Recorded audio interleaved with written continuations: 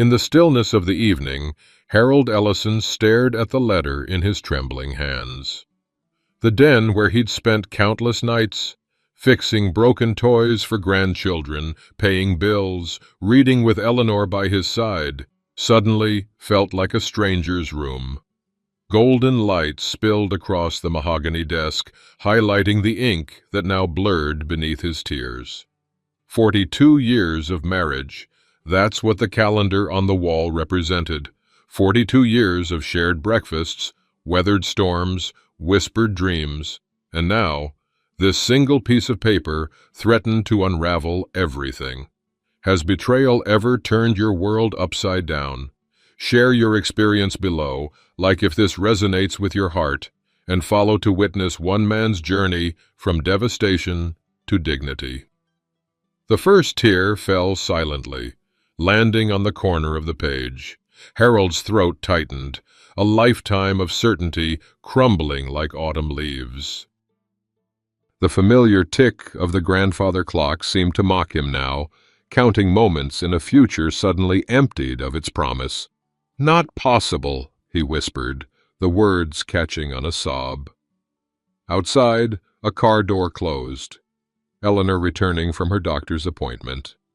The appointment that had started this terrible unraveling. Harold slipped the letter into his desk drawer, wiping his eyes with the back of his weathered hand. The truth wouldn't stay hidden for long, but for now, he needed a moment to catch his breath before facing the woman who, after 4 decades, had become a stranger. 40 years of marriage had taught Harold to notice the little things. The way Eleanor's eyes crinkled when she laughed. The gentle click of her wedding ring against the countertop as she prepared dinner. The subtle changes in routine that meant something wasn't right.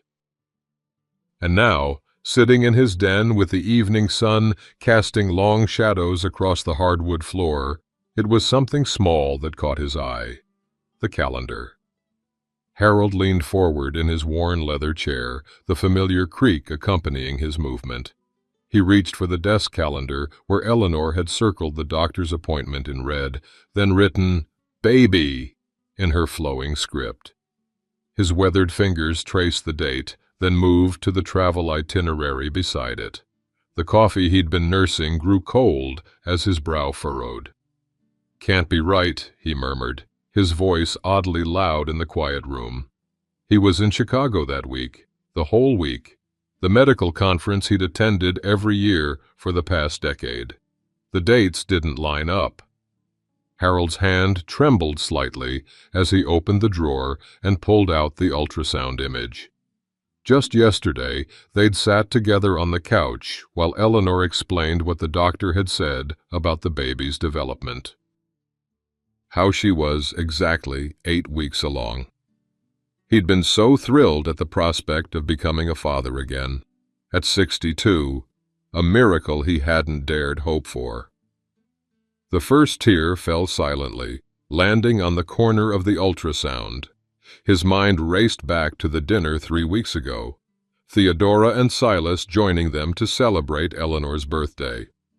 The way Silas had seemed unusually quiet. The way Eleanor had avoided his eyes when mentioning Theodora's sudden family emergency during their girls' trip. The clock on the mantel ticked loudly, each second hammering the growing suspicion in his chest. Harold pressed a hand to his heart, feeling it pound beneath his palm. He'd fixed cars all his life, finding the problem when everything looked fine on the surface, finding what others missed. "Not my Eleanor," he whispered, voice cracking. "Not after all these years." But the evidence sat before him, cold and unforgiving as winter in Michigan. The dates, the timing. The math didn't add up. Another tear joined the first as he bowed his head. The photo of their vow renewal on their 30th anniversary watched him from the bookshelf, younger versions of themselves promising forever. In the kitchen hung pictures of Eleanor's daughters from her first marriage, women who'd accepted him as a father figure, who'd given him grandchildren to bounce on his knee in this very room. Harold wiped his eyes with the back of his hand, then noticed something he'd missed. A smudge on the ultrasound form where the conception date estimate had been written, almost as if someone had erased and rewritten a number. The old mechanic in him, the man who could diagnose an engine problem from the slightest unusual sound, knew something wasn't adding up. The sudden knock at the den door made him straighten, quickly slipping the calendar and ultrasound into the drawer. "Harold, you in there?" Eleanor's voice called from the hallway. He cleared his throat, willing his voice to steady. "Be right out." Harold's legs felt heavy as he pushed himself up from his chair. For a moment, he steadied himself against the desk, not trusting his balance. 40 years of marriage, and he'd never once doubted Eleanor, not once. "Coming, darlin'," he called, fighting to keep his voice casual. He opened the door to find Eleanor standing there, grocery bags in hand, her face bright with the glow folks always talked about with expectant mothers. The sight twisted in his chest like a wrench on a stubborn bolt. "Thought you might want to help put these away," she said, leaning in for a quick kiss. "Got those peanut butter cookies you like?" Harold forced a smile. "Sounds good." In the kitchen, he moved mechanically, placing cans in the pantry while his mind raced. Eleanor chatted about running into Theodora at the store, how she'd seemed distant, probably still upset about cutting her trip short for that family emergency. "Everything all right with you?" Eleanor asked suddenly. "You're awful quiet tonight." "Just tired is all." The lie felt foreign on his tongue. "Been thinking about those dates for the doctor's appointments." Eleanor's hand paused briefly as she reached for the refrigerator door. So brief most folks would miss it. But Harold had spent a lifetime noticing the small hesitations that meant something wasn't right under the hood. "What about them?" she asked. "Just making sure I'm here for the important ones." He kept his voice steady. "When exactly did the doctor say you were due again?" "February 10th, she answered, turning away to arrange yogurt containers. "Remember? We figured it'll be our Valentine's baby." Harold nodded, doing the math again in his head. 8 weeks along now, conception late May or early June, during his Chicago trip. "Think I'll give Silas a call," he said casually. "See if he wants to grab coffee tomorrow." "Been a while since we talked, just us old fellas." The yogurt container slipped from Eleanor's hand, landing with a soft thud on the counter. "Oh, he's been busy with work. Theodora mentioned he's been pulling late hours." "I'll try anyway." Harold reached for the phone, watching her reflection in the kitchen window. "How's Theodora doing since that emergency during your girls' weekend?" Eleanor's shoulders tensed. "Better now." Her mother's health scare turned out to be nothing serious. That night, lying beside Eleanor in bed, Harold stared at the ceiling. Sleep evaded him like a stubborn engine problem with no clear solution. Beside him, Eleanor's breathing wasn't the deep rhythm of sleep either. In the morning, he waited until she left for her yoga class before retrieving the hidden calendar from his den. With hands that had rebuilt countless engines but now couldn't stop their slight tremor, he dialed Theodora's number. "Harold?" Her voice sounded surprised. "Is everything okay?" "Not sure," he answered truthfully. "I need to ask you something about that girl's trip with Eleanor." A long pause filled the line. "What about it?" Harold closed his eyes, steeling himself. "When exactly did you leave? Because of your mother's emergency." The silence that followed told him everything he needed to know. The silence stretched between them like a frayed wire, dangerous and telling. "Harold," Theodora finally said, her voice unnaturally controlled. "Why don't we meet for coffee instead? Some things shouldn't be discussed over the phone." "The Bluebird Cafe, 1 hour." Harold hung up, his hand trembling slightly as he set the receiver down. He moved to his workbench in the garage, the space that had been his sanctuary for decades. Surrounded by the familiar scent of motor oil and metal, he tried to steady himself. Old tools hung in perfect order on the pegboard, tools that had helped him solve countless mechanical problems throughout his life. But they couldn't fix this. The wooden stool creaked beneath him as he pulled out the ultrasound photo again. His eyes traced the grainy image, their miracle baby. Eleanor had been overjoyed, saying God had blessed them with one more chance at raising a child together after her daughters were grown. They'd stayed up late that night, talking about names, planning the nursery. "Damn it," he whispered, the curse sounding hollow in the empty garage. His reflection caught in the small mirror above the sink, lines etched deeper around his eyes than they'd been yesterday.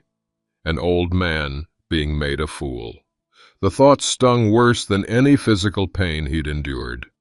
Harold arrived at the Bluebird 15 minutes early, choosing a corner booth away from the morning regulars who might recognize him.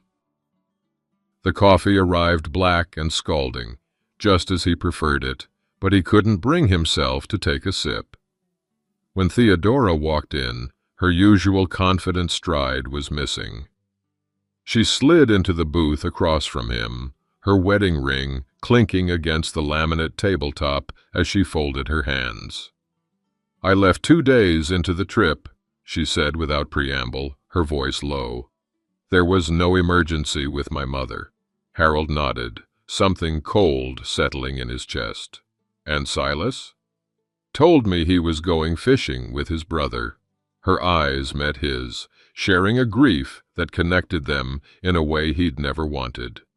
"He wasn't." "Eleanor told me she was with you the whole time." Theodora looked down at her untouched water. "I'm sorry, Harold." He pulled out the calendar, pointing to the dates. "The baby." "I suspected something," she admitted. "The way they acted at Eleanor's birthday dinner. Little glances." "I just didn't want to believe it." A waitress approached, but retreated quickly at Harold's expression. Outside the cafe window, an elderly couple walked hand in hand down the sidewalk, and the sight sent a sharp pain through his chest. "What are you going to do?" Theodora asked. The question hung between them as Harold stared at the calendar. 40 years of marriage. Retirement plans for traveling the country in the RV they'd purchased last summer. A nursery they'd started painting last weekend, soft yellow, because they wanted to be surprised by the baby's gender. All built on a lie. "I'm going to hear it from her," he said finally, his voice steady despite the storm inside him. "Tonight." As he stood to leave, Theodora reached across the table, briefly touching his hand. No words passed between them, just the silent understanding of shared betrayal. Outside, Harold squinted in the bright morning sunlight. His phone buzzed in his pocket. Eleanor, sending a text about picking up more nursery paint. His finger hovered over the screen, unsure how to respond to the woman he'd thought he knew better than anyone in the world. The house was quiet when Harold returned. He placed his keys in the ceramic dish Eleanor had made in that pottery class 5 years back. Her touches were everywhere. The framed cross-stitch in the hallway, the collection of antique teacups in the dining room cabinet, the quilt draped over his recliner. 40 years of shared life surrounded him. Harold moved through the rooms with deliberate steps, feeling like a stranger in his own home. The nursery door stood ajar, yellow paint gleaming in the afternoon light. A stuffed bear, their first purchase for the baby, sat in the white rocking chair. His throat tightened. "Harold? Is that you?" Eleanor called from the kitchen. "I got that paint we wanted for the trim. The nice lady at the hardware store said it'll dry faster than the other kind." He found her at the kitchen table, paint samples spread before her, reading glasses perched on her nose. She looked up with a smile that had welcomed him home for 4 decades. "Theodora called," Eleanor said, removing her glasses. "Said you two had coffee. Everything okay?" The moment had arrived.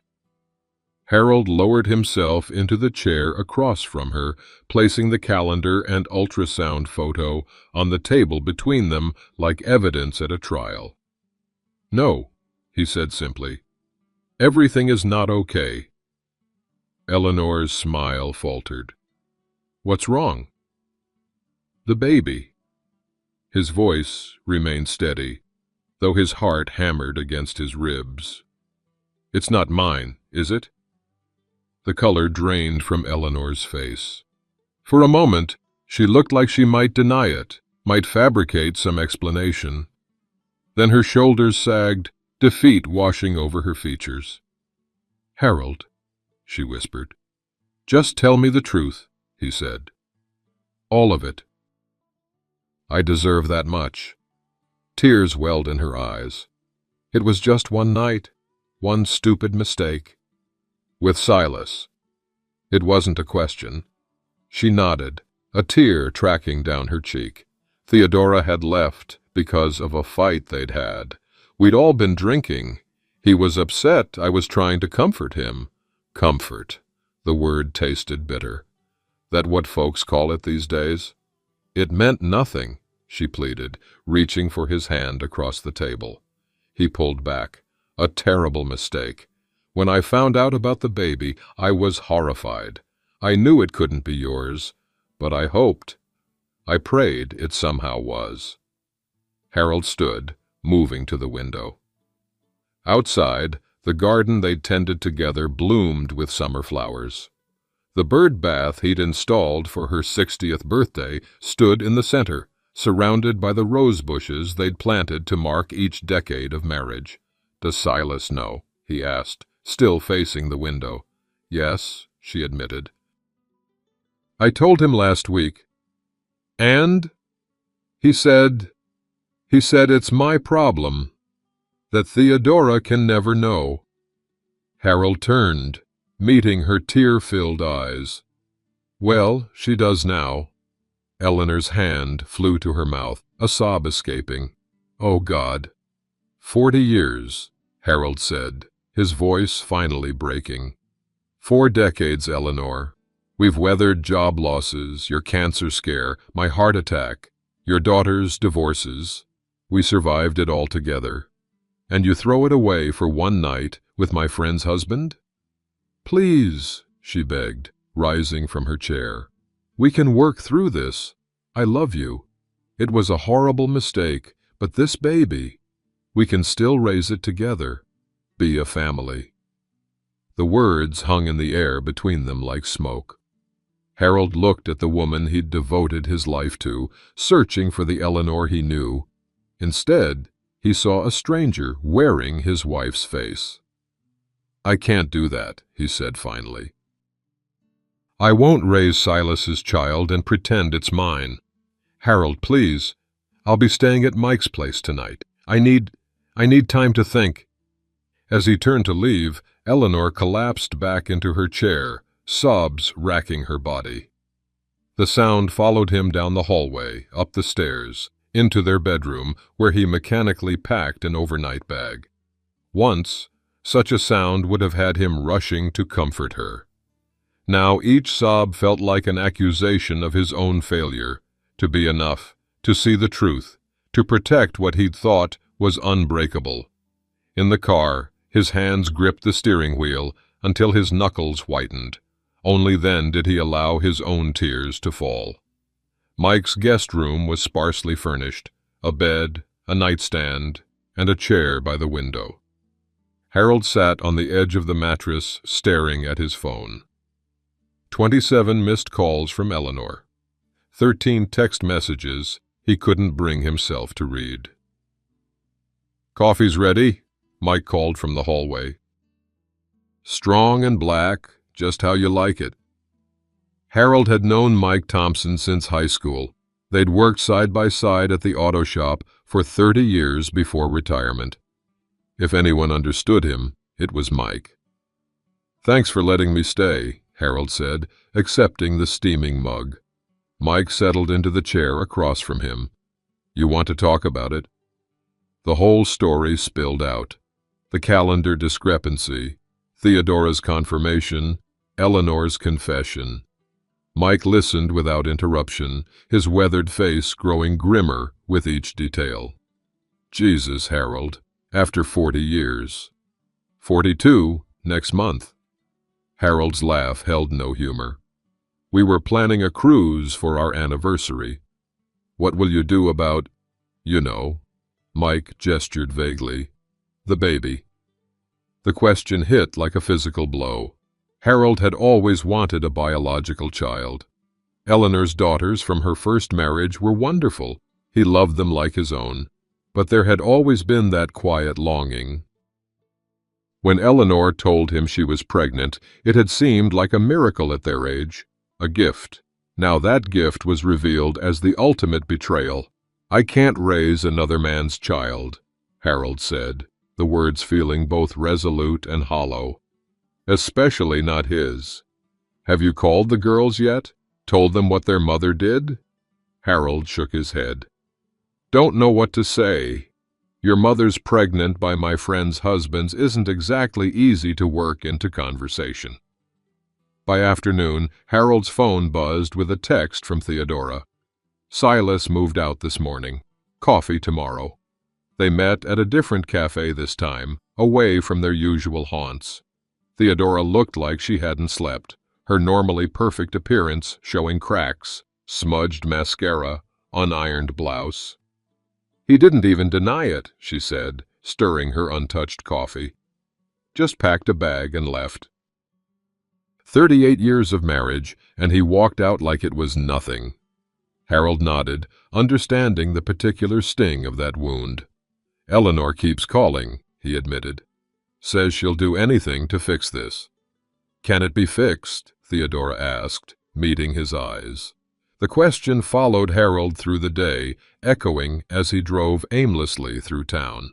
He passed the retirement community they'd toured last year, planning ahead for when the house became too much to maintain. The elementary school, where they'd volunteered as crossing guards. The park bench, where he'd proposed 4 decades ago.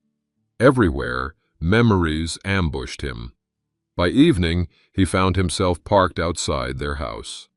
The porch light was on, Eleanor's signal since the early days of their marriage that she was waiting for him to come home.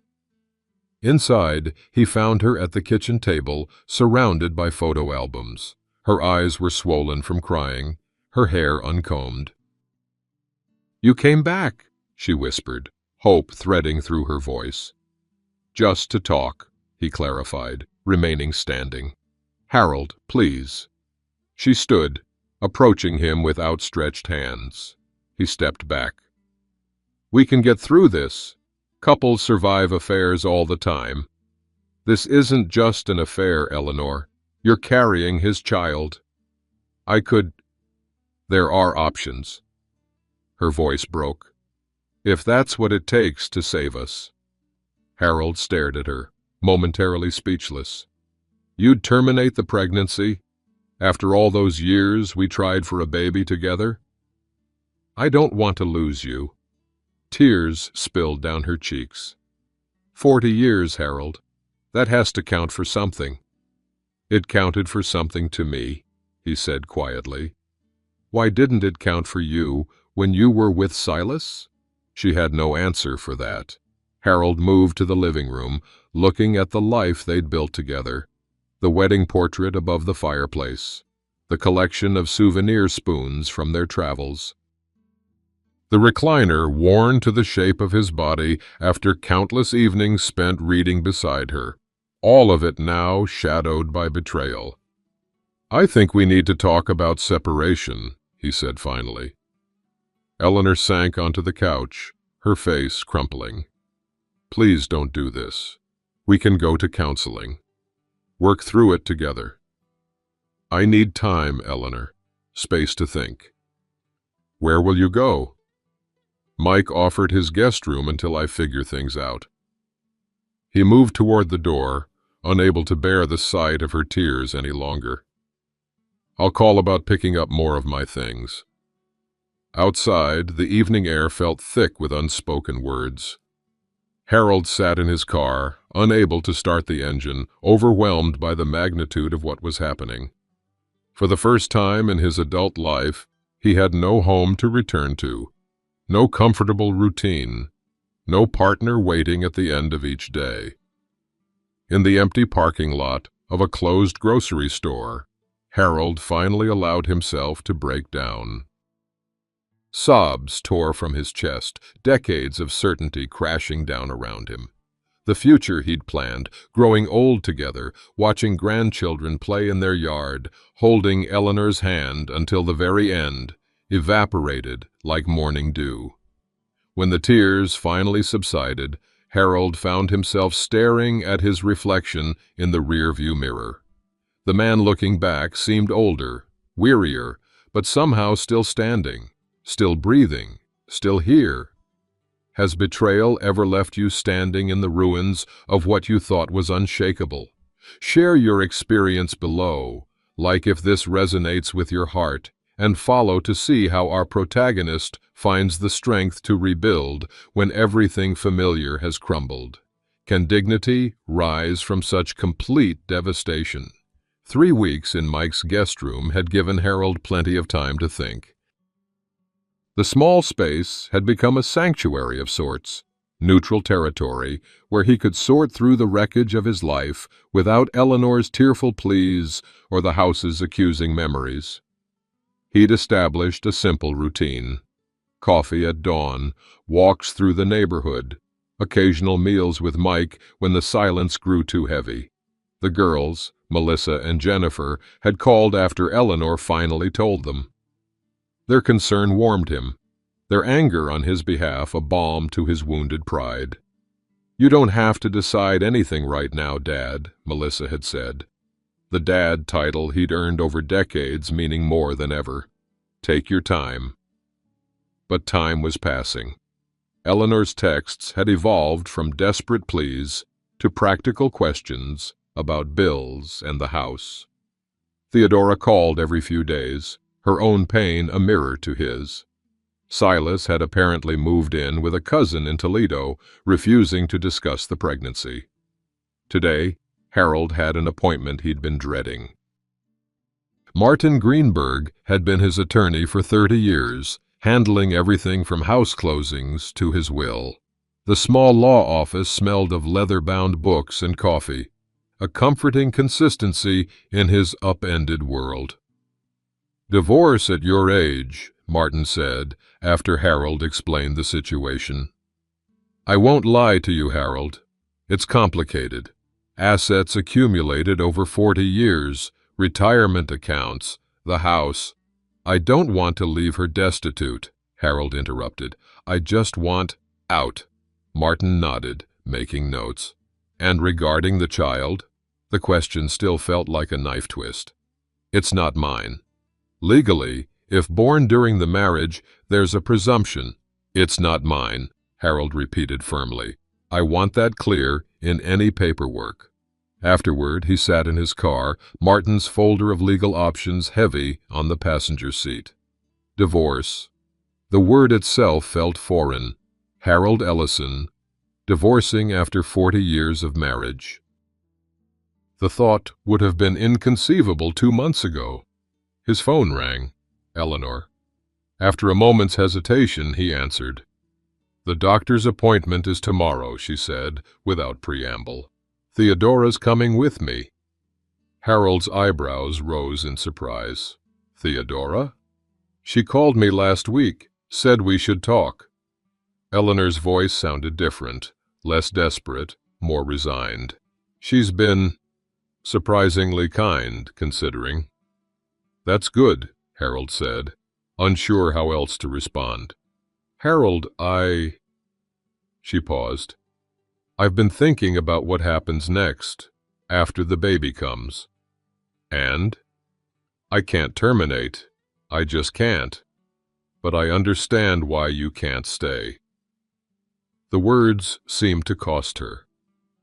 "I've spoken with a real estate agent about listing the house." The statement hit him with unexpected force. Their house, the one they'd bought as newlyweds, where they'd raised her girls, hosted countless Christmases and Thanksgivings. The home they'd lovingly renovated, room by room over decades. You don't have to move," he found himself saying. "I can't afford it alone," she said simply. "And too many memories." After the call ended, Harold drove to the park where they'd walked together every Sunday for years. The familiar path along the lake offered no answers, but the rhythm of walking helped clear his mind. What did he want? The question had haunted him for weeks. He couldn't forgive the betrayal. The pregnancy made that impossible, a constant, growing reminder of Eleanor's infidelity with his friend. Even if he could somehow move past it, the child would always be Silas's. Every milestone, every feature, every birthday would reopen the wound.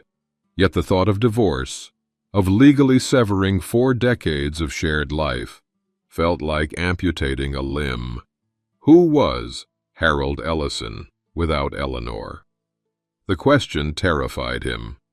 A young couple passed him on the path, pushing a stroller, their matching wedding bands catching the afternoon sun. Once, that had been him and Eleanor, walking these same paths with Melissa and Jennifer, planning their future together. By sunset, Harold found himself outside their house. No, her house now. The porch light was on. Some habits died hard. Eleanor opened the door before he could knock, surprise written across her face. "Harold?" "Thought we should talk in person," he said, "about the house, the divorce, everything." She led him inside, the familiar scent of home hitting him with unexpected force. The kitchen table was covered with papers, real estate listings, bank statements, medical forms. The sight struck him. Eleanor had always been the practical one, handling life's details, while he fixed things with his hands. "I've been working through the finances," she said, gesturing to the papers. "The house should sell quickly in this market. After the mortgage is paid off, we can split what's left." Harold nodded, studying her. The pregnancy was showing now, a small but unmistakable curve beneath her sweater. He looked away. "I met with Martin today," he said, "about divorce options." Eleanor flinched slightly at the word, but nodded. "That makes sense." "This isn't how I thought we'd end," Harold said quietly. "Me neither." Tears welled in her eyes, but she blinked them back. "I'm so sorry, Harold. Not just for what happened, but for trying to hide it, for letting you think the baby was yours. That wasn't fair." The simple admission, devoid of excuses or desperate pleas, touched something in him. It was the first time her apology hadn't felt like emotional manipulation. "What will you do?" he asked. "After the baby comes?" "Melissa offered her guest house until I figure things out." A small, sad smile. "Turns out our daughters have more forgiveness in them than either of us expected." They talked into the evening, practical matters mostly, the dismantling of their shared life reduced to assets and liabilities. Who would take which furniture, how to divide the holiday decorations, what to do with the wedding album neither of them wanted but couldn't bear to throw away. As he prepared to leave, Harold paused in the hallway, looking at the photographs that chronicled their life together. "I need to ask you something, and I need the truth." Eleanor nodded, waiting. Was this the only time? In 40 years, was Silas the only one? "Yes," she said without hesitation, holding his gaze. "The only time. I know that doesn't make it better, but it's the truth." Harold believed her, and somehow that made his decision both harder and clearer. "I'll have Martin draw up the papers," he said. "I think it's best if we make this official." A clean break. Outside, in the driveway where he'd parked countless times, Harold felt an unexpected sense of calm. The decision was made. The path forward, though painful, was clear. For the first time since discovering the calendar discrepancy, he felt like he could breathe again. Not healed, not yet, but no longer drowning. The law office felt too warm, despite the October chill outside. Harold loosened his tie slightly, aware of the small beads of sweat forming at his temples. He'd worn a suit, the charcoal gray one Eleanor had helped him pick for their nephew's wedding last year. A strange choice for signing divorce papers, perhaps, but it felt important to mark the occasion with some dignity. Martin arranged the documents in a neat fan across the polished conference table. "I've highlighted where you need to sign," he explained. "Take your time to review everything first." Harold nodded, scanning the pages that reduced 42 years to legal terminology. Division of assets, dissolution of marriage. His life with Eleanor distilled to paragraphs and subclauses. The door opened, and Eleanor entered with her attorney, a younger woman named Patricia, whom Harold had met once during negotiations. Eleanor wore a navy dress that accommodated her now visible pregnancy, her hair freshly styled, her expression carefully composed. Their eyes met briefly before she took a seat across the table. "Mrs. Ellison, Mr. Ellison," Martin began formally. "We're here today to finalize the dissolution of your marriage. The terms have been agreed upon by both parties." Harold barely heard the legal details that followed. The house would be sold, proceeds split equally, retirement accounts divided, personal possessions already separated during Harold's move to his new apartment 2 weeks ago. The prenatal paternity test had confirmed what they already knew. The child was Silas's, and the divorce decree explicitly stated Harold had no parental rights or obligations. When the time came to sign, Harold's hand trembled slightly. Beside the line marked with a yellow tab, he would end the promise he'd made 42 years ago. For better or worse, in sickness and in health, till death do us part. Death hadn't parted them. Betrayal had. He signed his name, the pen scratching loudly in the quiet room. Eleanor's turn came next. A tear escaped despite her composure, tracking silently down her cheek as she signed. Harold found himself reaching across the table, offering his handkerchief, a gesture from decades of shared life. "Thank you," she whispered, accepting it. After the final signatures were complete, Martin and Patricia stepped out, ostensibly to make copies, but clearly giving them a moment alone.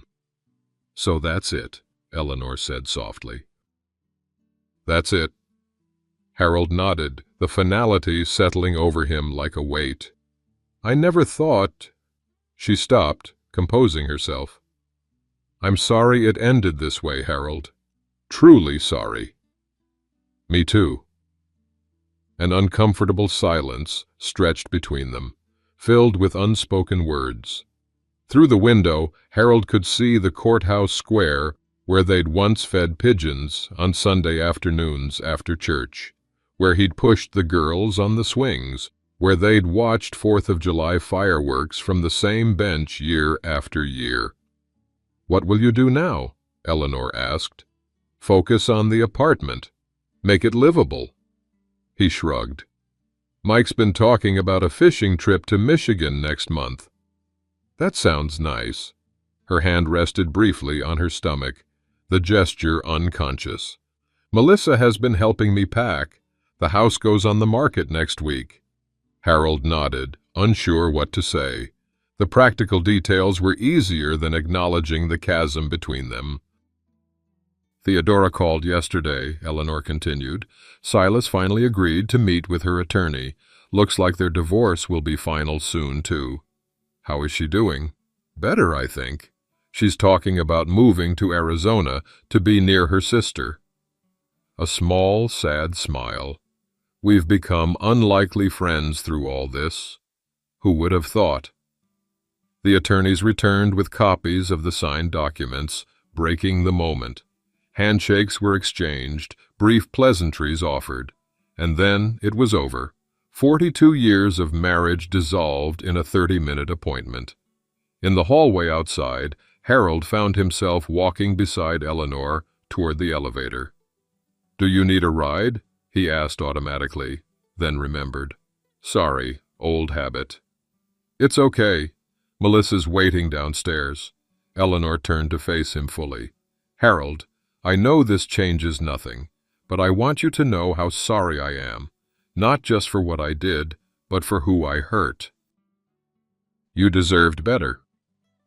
The simple sincerity in her voice touched something in him. Not forgiveness. He wasn't there yet, might never be, but perhaps the first hint of acceptance. "Take care of yourself, Eleanor," he said softly. "You too, Harold." The elevator arrived, its cheerful ding incongruous with the moment. They rode down in silence, standing farther apart than they ever had in 4 decades together. In the courthouse lobby, Melissa waited, immediately moving to her mother's side with protective concern. She offered Harold a small, sad smile and a quick hug. "You okay, Dad?" she whispered. The title still warmed him. "I will be." As he watched Eleanor and Melissa leave, Harold felt a curious mixture of grief and relief. The door to his past had firmly closed. Whatever came next, the uncertainty, the loneliness, the rebuilding, it was his path alone to walk. Outside, the October air felt crisp and clean. Harold took a deep breath, straightened his shoulders, and headed toward his car. One chapter ended, another beginning. Standing up for your dignity is never easy, especially after decades together.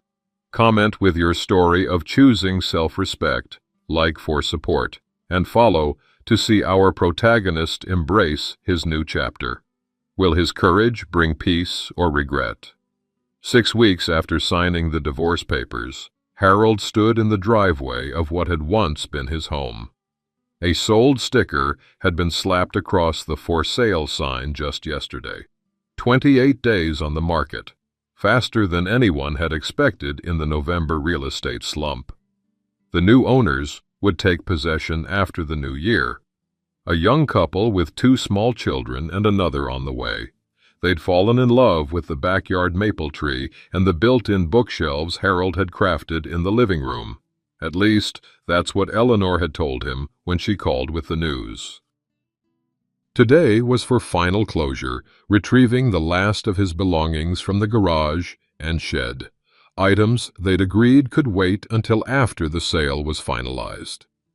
Eleanor had suggested he come while she was at her doctor's appointment to avoid any awkwardness. The garage door groaned on its tracks. He'd always meant to oil those hinges. Inside, cardboard boxes labeled Harold in Eleanor's neat handwriting were stacked against the wall. His tools had already been moved to his apartment, but these boxes contained the miscellany of a life. Fishing gear, books, old records, the model car collection he'd started in his 30s. Working methodically, Harold loaded the boxes into his truck. The physical labor felt good, simple, straightforward, uncomplicated by emotion. When he reached the box labeled Photos, Memorabilia, he hesitated briefly before adding it to the pile. The shed was next. Garden tools he no longer needed but couldn't bear to part with. The wooden sled he'd restored for Jennifer's children. Christmas decorations Eleanor had insisted were more his than hers. The hand-carved nativity set from his grandfather, the collection of vintage glass ornaments. As he sorted through the items, Harold realized how much of himself remained embedded in this property. 40 years of projects, repairs, and improvements surrounded him. the raised garden beds he'd built when Eleanor developed a passion for heirloom tomatoes, the stone path he'd laid one summer weekend, the shed itself, constructed with Mike's help after a tornado demolished the original. "I thought I might find you out here." Harold turned to see Theodora standing at the shed entrance, wrapped in a camel-colored coat against the November chill. "Eleanor said you'd be by today," she explained. "I was dropping off some things for her and thought I'd say hello." Harold nodded, gesturing to the pile of garden tools. "Just clearing out the last of it. It's strange, isn't it? Dismantling a life piece by piece." Theodora's voice held the understanding of someone walking the same difficult path. "How have you been?" Harold asked, setting down the hedge trimmers he'd been holding. "Managing. The house closes next week." She offered a small smile. "Condo in Scottsdale is waiting. My sister's already planning our hikes and spa days. Arizona sounds nice, especially in January. You should visit sometime. The guest room has a view of the mountains." The offer surprised him, a friendship separate from their shared past with Eleanor and Silas. Before he could respond, Theodora continued, "Have you heard about Silas?" Harold shook his head. "He's moved to Florida, some fishing village on the Gulf." She leaned against the doorframe, refusing to discuss child support or any responsibility for the baby. "My attorney's handling it." "I'm sorry." "Don't be." In a strange way, this whole awful mess has been clarifying. She looked around the shed, at the remnants of Harold's life with Eleanor. We spend decades with people we think we know completely, then discover we never really knew them at all. The observation struck Harold with its accuracy. Had he ever truly known Eleanor? Or had he known only the parts of herself she'd chosen to share? The thought was both disturbing and oddly liberating. They worked together for the next hour, loading the remaining items into Harold's truck. The simple camaraderie felt comfortable. Two people united by parallel losses, asking nothing of each other beyond the moment's task. "Eleanor told me you've been helping her," Harold said, as they closed the truck's tailgate. "That was generous of you." Theodora shrugged. "Turns out anger is exhausting to maintain, and she's been just as supportive during my rough patches." She paused. "The baby's a girl, by the way. Due in February."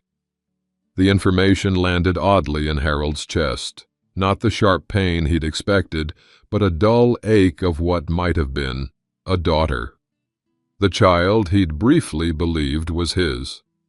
"She's thinking of moving to Cincinnati after the birth," Theodora continued. "Her sister lives there. Fresh start." Harold nodded, unable to formulate a response that felt adequate. "Will you see her before she goes?" Theodora asked. "I don't know." The truth was, he'd been avoiding any contact beyond what was absolutely necessary. The divorce was final, the house sold. There was no practical reason for them to meet again.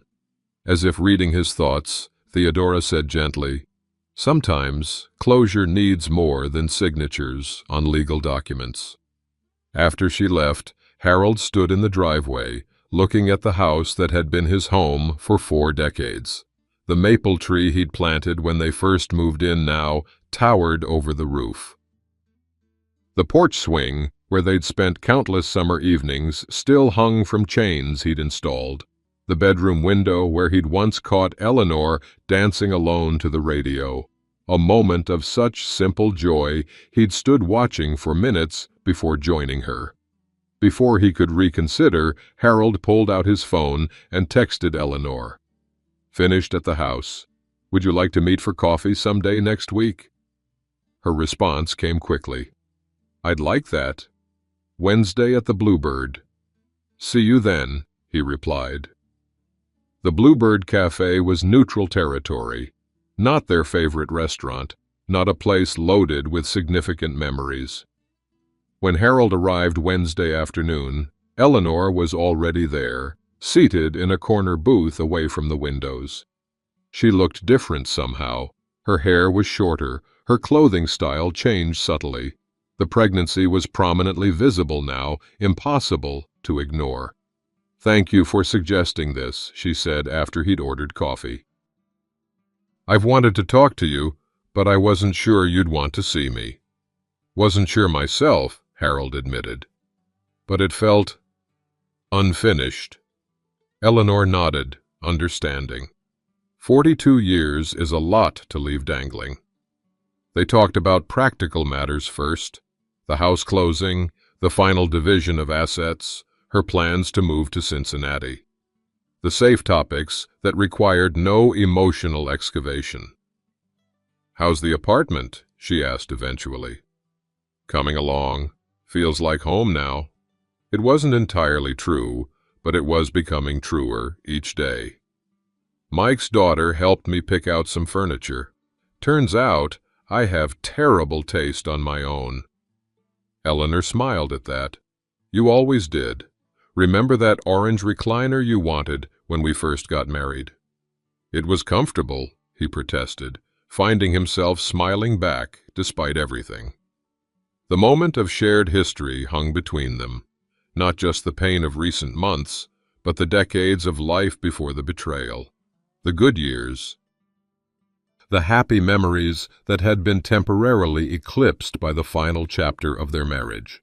"Harold," Eleanor said, her voice growing serious, "I know I've said it before, but I am truly sorry, for all of it. You deserved better."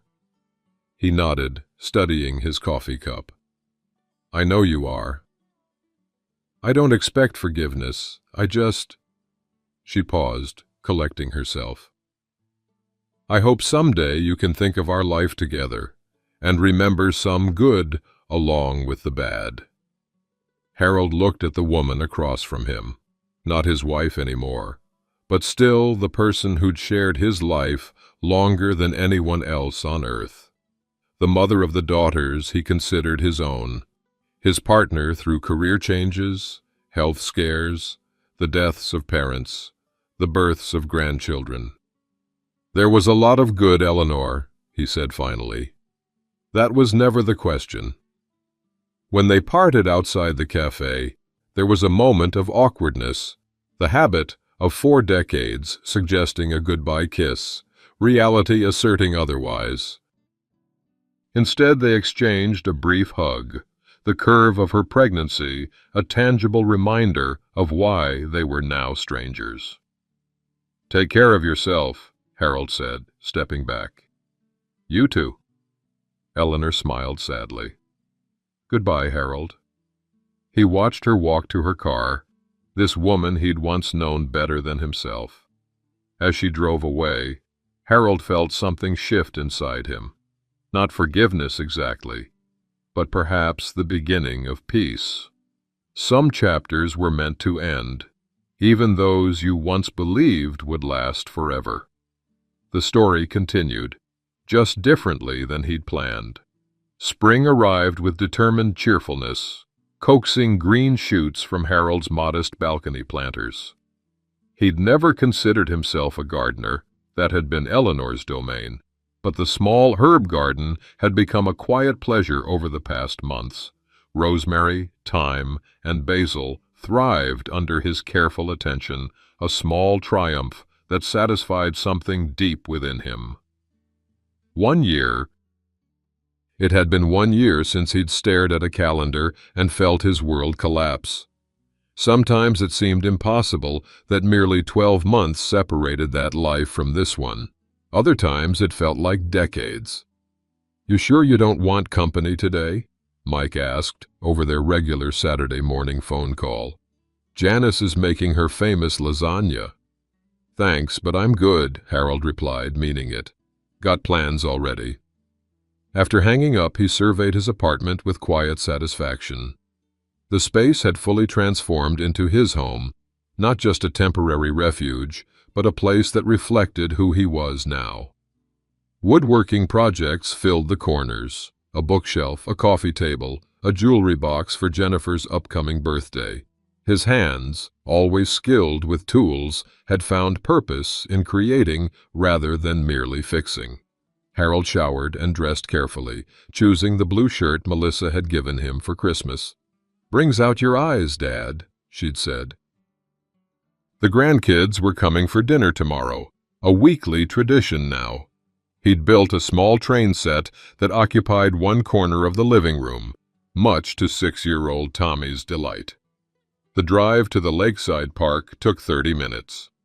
Harold rolled down the windows, enjoying the spring air against his face. A year ago, he couldn't have imagined feeling this sense of peace again. The senior center occupied a renovated boathouse overlooking the water. Harold had resisted Jennifer's suggestion for months. "I'm not that old," he'd protested, but finally relented when she showed him their woodworking program. Now, every Saturday, he taught basic carpentry to a growing group of enthusiastic retirees. "Harold, right on time," called Marguerite, the program coordinator. A vibrant woman in her late 60s, she'd become a friend over the past few months. "The group's already setting up. And that new woman I mentioned is here, the one interested in learning how to build birdhouses." The workshop proceeded as usual, the satisfying rhythm of instruction, the pride in watching uncertain hands grow confident with tools. Harold moved among the tables, offering guidance, sharing the knowledge accumulated over decades of working with his hands. "Am I doing this right?" asked a voice behind him. Harold turned to find a woman with silver-streaked auburn hair holding a sander. Her technique needed adjustment, but her eyes, bright green and slightly mischievous, caught him off guard. "Almost," he said, recovering. "Mind if I show you?" "Please do," she replied. "I'm Ruth, by the way, new to the group and completely clueless about woodworking." Harold, and everyone starts somewhere. He guided her hands into the proper position, explaining the grain direction. Her quick laugh when the sander jerked unexpectedly was warm and unself-conscious. "My husband was the handy one," she explained as they worked. "After he passed 3 years ago, I realized I didn't know how to fix anything in the house. Thought it was time to learn." "Smart decision," Harold nodded. "Independence is important." "That's what my daughter says. She's the one who signed me up for this class." Ruth smiled. "What about you? You've obviously been doing this a long time." "All my life," Harold confirmed. "Used to be a mechanic, but woodworking was always my hobby. Now it's become something more." The class ended too quickly. As people packed up their projects, Ruth lingered, admiring the birdhouse taking shape under her novice efforts. "Will you be here next Saturday?" she asked. "Every week," Harold confirmed. "Still have a lot to teach you about birdhouses." Her smile brightened her entire face. "I'll be here." Later, at home on his balcony, Harold watched the sunset paint the sky in brilliant oranges and pinks. A mug of coffee steamed beside him, and the scent of basil rose from the plants he'd tenderly cultivated. His phone buzzed with a text from Melissa. "Tommy can't stop talking about the train set. Be prepared to run it all evening tomorrow." Harold smiled, typing back, looking forward to it. A year ago, he'd believed his life was ending. The betrayal had seemed like a period at the end of a sentence, final, definitive, closing the book on everything that mattered. Instead, it had become a semicolon. What came before still mattered, still shaped him, but something new had begun. He thought briefly of Eleanor and the baby, now 6 months old. Melissa mentioned them occasionally, careful not to push the subject. The pain had dulled to a distant ache. Present, but no longer defining. Perhaps someday he'd meet Daniel. Perhaps not. That decision belonged to a future Harold he was still becoming. For now, this moment was enough. The herbs he'd planted were thriving. The grandchildren were coming tomorrow. A birdhouse stood half-finished in his workshop, waiting for next Saturday. and Ruth's green eyes had sparked something he'd thought long extinguished. Not romance, necessarily, but possibility. Harold sipped his coffee, watching the last rays of sunlight gild the horizon. At 63, he had discovered an unexpected truth. Endings, however painful, created space for beginnings. And beginnings, at any age, held their own particular sweetness. Sitting on my balcony as the evening settles around me, I find myself in a moment of reflection. It's been exactly 1 year since I discovered that calendar discrepancy. 1 year since my 42-year marriage unraveled in a single afternoon. Sometimes I still wake up reaching for Eleanor, momentarily forgetting that my bed is now a different size in a different room in a life I never expected to lead. Folks often ask if I'm bitter. It's a fair question. When betrayal comes after 4 decades of shared breakfasts and tax returns and Christmas mornings, bitterness seems the natural response. Some days, I won't lie, it still rises like heartburn, sharp and sudden. But those moments grow fewer as weeks pass. What surprised me most wasn't the pain. I expected that. It was discovering my own resilience at 63. There's something about starting over when your hair is gray and your knees creak that reveals what you're truly made of. Each small victory, assembling furniture without help, learning to cook for one, finding the courage to join that woodworking class at the senior center, built something new within me. A quiet pride, a hard-earned dignity. The herbs on my balcony have taught me something, too. When I first planted them, hands that had rebuilt engines now carefully pressing seeds into soil. I wasn't sure they'd grow, yet they pushed through anyway, defying my doubt. Isn't that what we do when life uproots us? We find new soil and grow again, perhaps differently, but grow nonetheless.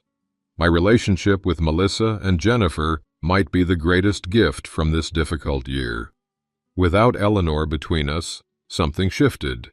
Their weekly visits with my grandchildren have become anchors in my new life. Tommy's excitement over the train set I built him. Little Sarah asking me to fix her toy cars because Grandpa knows engines. These moments remind me that family transcends the legal dissolution of marriage. I still wear my wedding ring, not on my finger anymore, but on a chain around my neck. Some might see this as inability to let go, but I view it differently. Those 42 years happened. They shaped me, brought 2 wonderful stepdaughters into my life, created the foundation for the grandchildren I adore. The betrayal doesn't erase the good parts, though for a while I thought it might. As for Eleanor, we've spoken twice. Brief, civil conversations when she brought the grandkids once when Melissa was ill, and at Jennifer's promotion celebration last month. The baby, Daniel, is crawling now. He has Silas's eyes, Melissa mentioned casually, watching for my reaction. I simply nodded. Some wounds heal clean, others leave scars that occasionally ache when the weather changes. Ruth from the woodworking class invited me for coffee next week.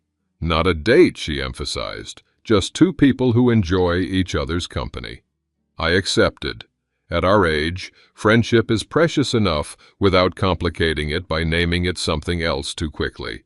Still, I found myself selecting my best flannel shirt when I marked it on my calendar. That's the unexpected grace of this chapter. Discovering life continues to offer new possibilities, even after devastating endings. The heart, it seems, is like those herbs on my balcony. Given time and care, it finds a way to grow again, perhaps producing something different than before, but no less valuable. So if you're standing where I stood a year ago, staring at evidence of betrayal with tears blurring your vision, know this: the pain is real and deep and justified.